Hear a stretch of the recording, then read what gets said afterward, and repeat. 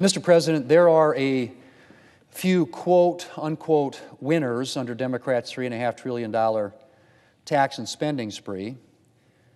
Unions, for example, and electric vehicle manufacturers. But there are a lot more losers, like middle-class families who will have to stretch their paychecks to cover higher inflation and higher energy bills, workers who will see jobs and opportunities shrink, and farmers and ranchers.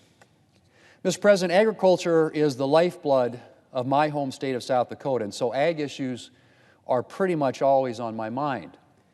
And I'm deeply concerned by what Democrats' tax and spending spree will mean for South Dakota farmers. For starters, I'm worried that the Democrats' bill could mean the end of some farms thanks to the bill's expansion of the death tax. Now, Mr. President, I have long crusaded against the death tax. Death should not be a taxable event. And there should be limits on how many times the government can tax the same money over and over and over. But I get particularly fired up when talking about the death tax when it comes to farmers and ranchers, because the death tax can threaten the existence of family farms and ranches. You ask why? Because farming and ranching are often cash-poor operations. Farmers and ranchers' money is tied up in their land, not the bank. So a farmer could have land worth as much as several $1 million and still struggle to break even in years where the harvest has been poor. So when that same farmer dies, the IRS will come in demanding a substantial portion of his or her estate, but since most of that money is tied up in the land, there's a good chance that the family will not have enough money in the bank to pay the IRS. And so they'll have to start selling off the land, the lifeblood of their farming operation. So give that a couple of generations, and the death tax can drive a family farm right out of existence.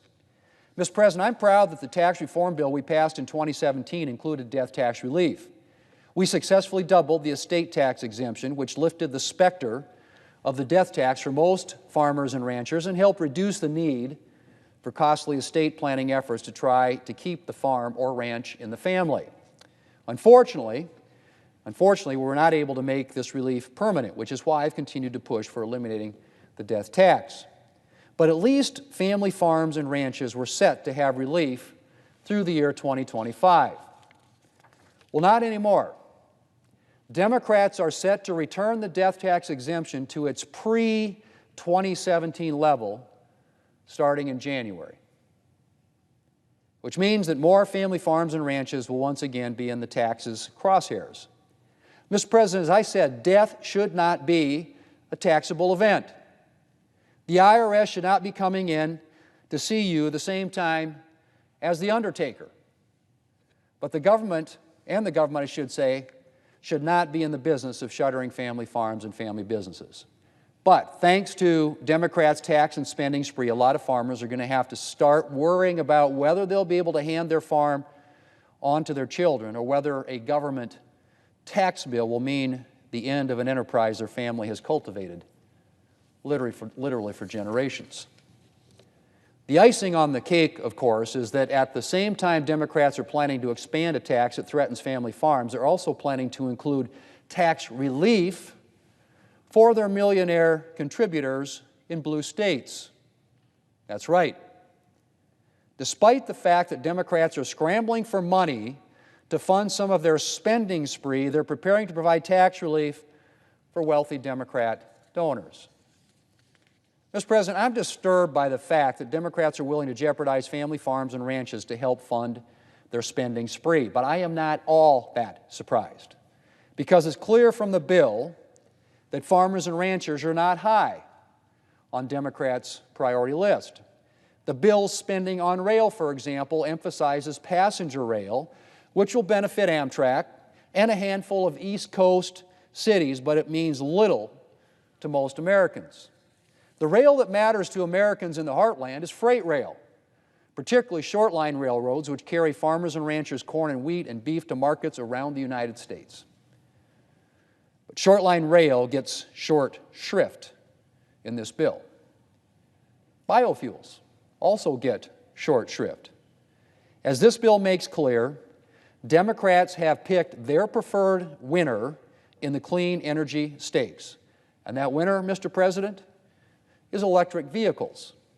Biofuels take a back seat in Democrats' legislation, despite the essential role they've played in making American energy cleaner and despite the significance of biofuels to the rural economy. Mr. President, every few years Congress passes a major farm bill.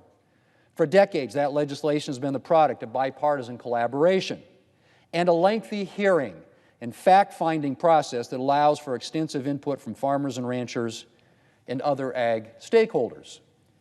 It's one of the last, I would say, truly bipartisan things that we regularly do around here. But Democrats have decided to use their tax and spending spree to circumvent the bipartisan farm bill process. Democrats are extending farm programs without bipartisan input and without real involvement from many in the agricultural community. And of course, they're not expanding all farm bill programs. They're not, for example, extending or providing money for the farm safety net. Instead, they're targeting money at programs that they feel will allow them to advance their climate agenda. Farmers are not Democrats' main interest when it comes to the agricultural provisions in this bill. Democrats' climate agenda is the priority. Mr. President, if I'm not here in Washington for Senate business, I can usually be found back home in South Dakota, where I spend a lot of time talking to farmers and ranchers. Most of them haven't shown a lot of interest in tax breaks for union dues or electric vehicle tax credits. But I have heard from a lot of farmers and ranchers who are worried the Democrats' proposed tax policies may threaten their livelihood. And unfortunately, they're right to be worried. Speaker Pelosi suggested that this tax and spending spree was about Democrats' values. Well, based on what we've seen, I'm not too sure those values align with those of rural Americans. Democrats' tax and spending spree is a bad deal for rural America and for working families around the country. And I will continue to do everything I can to protect Americans from the dangers of Democrats' socialist fantasies. Mr. President, I yield the floor.